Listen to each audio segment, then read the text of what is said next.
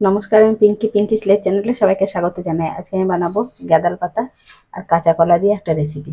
কাঁচা কলাটা আমি কেটে জলে ভিজিয়ে রেখেছি, আর এখানে গাঁদাল পাতাটা আমি তুলে রেখেছি। প্রথমে আমি গাঁদাল পাতাটাকে এরকম করে ছাড়িয়ে নেব, দিয়ে একটু বেটে নেব। পাতাগুলোকে আমি ডাল থেকে একটা একটা করে ছাড়িয়ে নেব, আর এই ডালগুলো দেবো না, শুধু পাতাগুলো দেবো।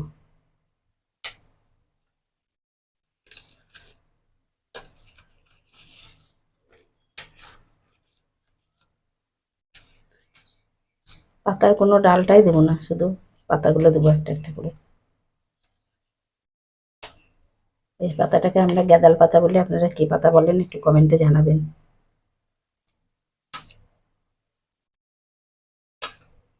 সব পাতাগুলোকে আমি একইভাবে বেছে নেব, নিয়ে বেটে নেওয়ার পর দেখাচ্ছি।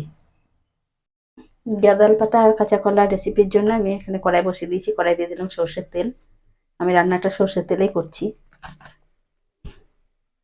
তেলটা গরম হতে দেবো। তেলটা গরম হয়ে গেছে, এবার কাঁচা কলা যেটা কেটে ধুয়ে রেখেছিলাম সেই কলাটা দিয়ে দেবো। কাঁচা কলার মধ্যে দিয়ে দেবো অল্প একটু লবণ,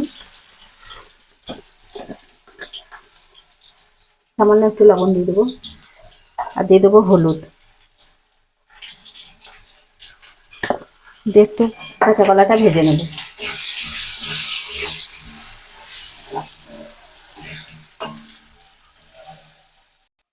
কাঁচা কলাটা ভাজা হয়ে গেছে, এবার কড়াই থেকে নামিয়ে নেব।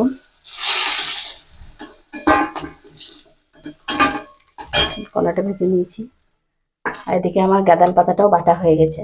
এই যে,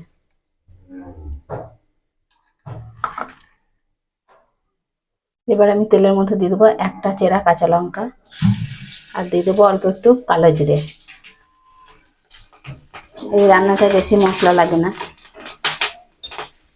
কালো জিরে আর কাঁচা লঙ্কাটা একটু ভেজে নেব। ভাজা হয়ে গেছে, এবার আমি গাঁদাল পাতা বাটাটা দিয়ে দেবো।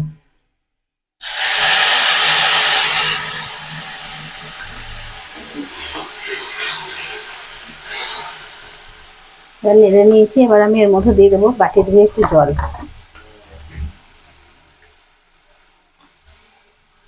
জল দিয়ে দিলাম, যেমন ঝোল খেতে চাইবেন সেরকম জলটা দিবেন আপনারা পরিমাণ করে। আমি এখানে জলটা দিয়ে দিলাম।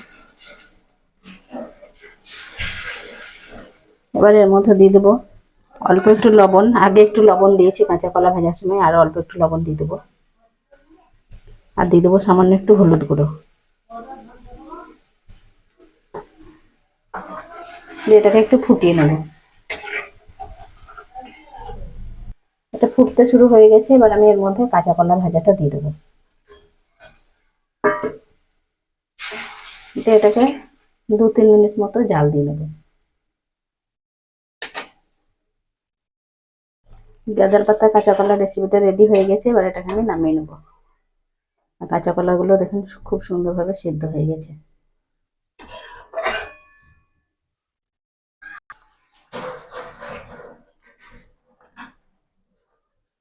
দেখুন এটা দেখতে কত সুন্দর হয়েছে, সবুজ রং।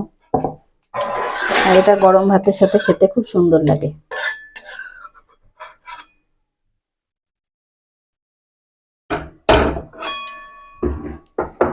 এরকম করে গাঁদাল পাতা একবার রান্না করে খেয়ে দেখবেন, আর কেমন লাগছে কমেন্টে জানাবেন। আর কার কার এটা ভালো লাগে সেটাও জানাবেন।